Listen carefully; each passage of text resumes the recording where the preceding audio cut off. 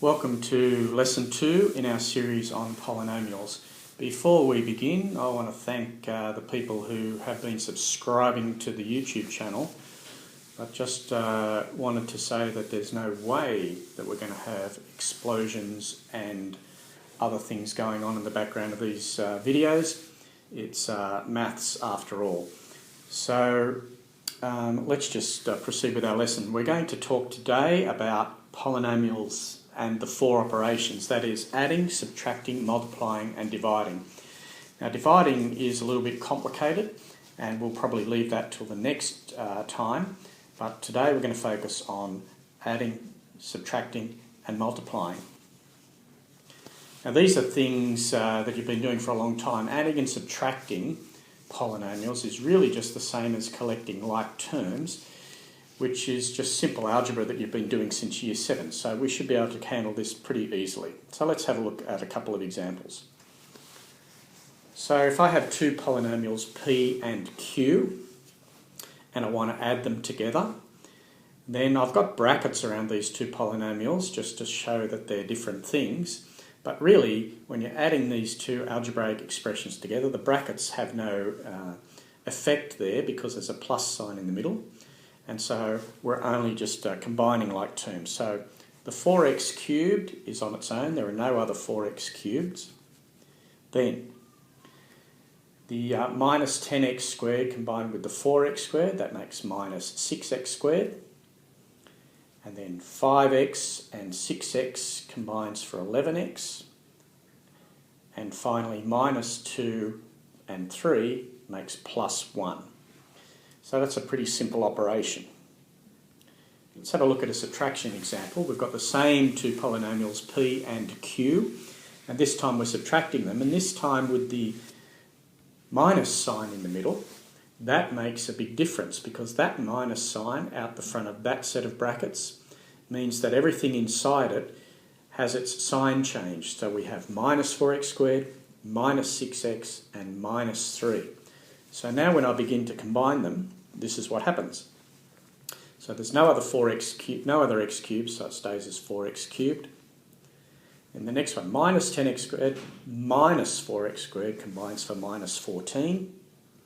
Then plus 5 minus 6 makes minus 1x. And finally, minus 2 minus 3 makes minus 5. So just be careful with the minus sign in between the two brackets, and that will help you to get those sorts of questions right. Let's have a look at multiplication. So the same two polynomials, p and q, and this time I'm keeping the brackets there. And to work this out is kind of like an extension of the FOIL method that we used way back last year. So let's have a look at what to do. So we take the 4x cubed and times it by each of the three things. So 4x cubed times 4x squared, 4x cubed times 6x, and 4x cubed times 3. And it makes each of those three things. 16x to the 5th, 24x to the 4th, and 12x cubed. Next, we're going to look at the minus 10x squared and times it through this second set of brackets to get minus 10x squared times 4x squared makes minus 40x. Minus 10x squared times 6x is minus 60x cubed, and minus 10x squared times 3 is minus 30x squared. Then we're going to take the plus 5x and do it through the second set. So 5x times 4x squared is 20x cubed, times 6x is 30x squared, and times 3 is 15x.